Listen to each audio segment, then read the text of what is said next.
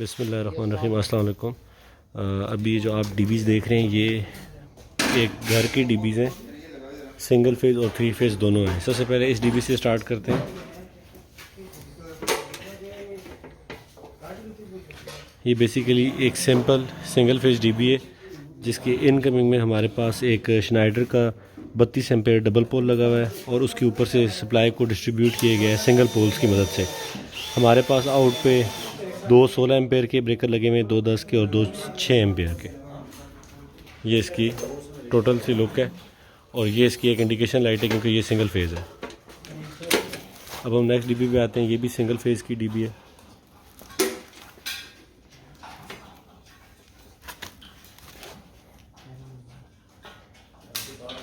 इसकी safety open कराई हुई ताकि देखने में थोड़ी सी हेल्पफुल हो जाए। ये प्रॉपर इसकी वायरिंग डर्ट की मदद से की गई है। नीचे हमारे पास मेन डबल पोल ये लगा हुआ है।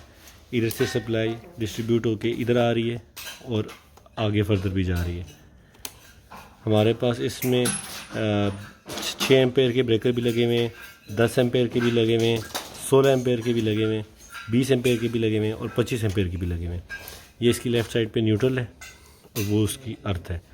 बाकी क्योंकि मैं जिस तरह के मैंने आपको पहले बताया कि ये सिंगल फेज़ डीबी है तो सिंगल फेज़ को हम इंडिकेशन के लिए एक ही इंडिकेशन लाइट को इस्तेमाल करते हैं। ये इसकी आउटसाइड की लुक है। ये हमारे पास डीबी एफ है। इसको ओपन कर लेते हैं। ये भी हमारे पास सिंगल फेज़ की डीबी है। इसकी सेफ्टी अभी ओपन की हुई है। मेन जो सप्लाई है ये डबल पोल से आ रही है। डबल पोल हमारे पास इसका 40 एम्पेयर का लगा हुआ है। उससे आगे फर्दर पावर डिस्ट्रीब्यूट हो रही है सिंगल पोल्स में, जो कि हमारे पास 6 एम्पेयर, 16 एम्पेयर, 10 एम्पेयर, 25 एम्पेयर के लगे हुए हैं। प्रॉपर डर्ट के थ्रू से इसका काम हुआ हुआ है। ये लेफ़्ट साइड पे हमारी इसकी न्यूट्रल लगी हुई है और ये इसकी अर्थ है। अच्छा, और ये हमारे पास 3 सिंगल फेज़ डीबीज़ के बाद 3 फेज़ डीबी स्टार्ट हो जाती है। इसको ओपन कर लेते हैं। अच्छा, इसमें सप्लाई को इस तरह से डिवाइड किया हुआ है कि इस मेन हमारे पास इसमें 3 फेज़ का श्नाइडर का ब्रेकर है। उसके आगे फर्दर जो पर फेज़ है वो पावर हमने डिस्ट्रीब्यूट की हुई है सिंगल पोल्स की रेज लग बनी हुई है।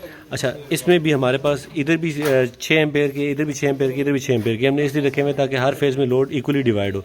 ये ना हो कि एक फेज़ में सारे 32 के लग जाए, एक में 25 के लग जाए और एक में 6 के लग जाए। इससे अनइवन डिस्ट्रीब्यूशन होती है। इसलिए जितने भी हमारे पास मिनिमम और मैक्सिमम रेटिंग के ब्रेकर होते हैं उनको भी हम फर्दर डिवाइड करते हैं। ये इसकी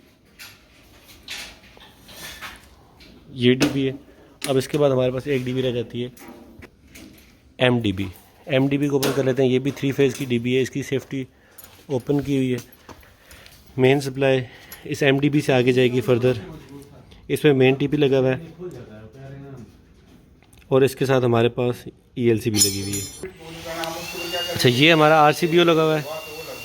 इसके आगे फर्दर सीटीज़ लगी हुई हैं और इन सीटीज़ के अंदर से हमने कॉपर लगाई हुई है बस बार, और इन बस बार से फर्दर आगे पावर डिस्ट्रीब्यूट हो रही है इस टीपी के अंदर और इन डबल पोल्स के अंदर। ये हमारे पास बस बार्स लगी हुई हैं और ये बस बार की जो रेटिंग है ये with respect to main breaker हमने लगाई है।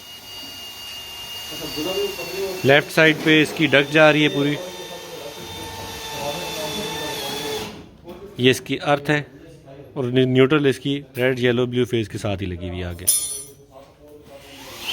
मेन में इसका बाकी डीबीज़ के मुताबिक सिर्फ इतना सा डिफरेंस है कि इसमें एनर्जी एनालाइज़र लगा हुआ है EM07। इसमें हमें voltage, ampere, real power, reactive power, apparent power और फ्रीक्वेंसी, ये तमाम पैरामीटर्स ये शो करता है।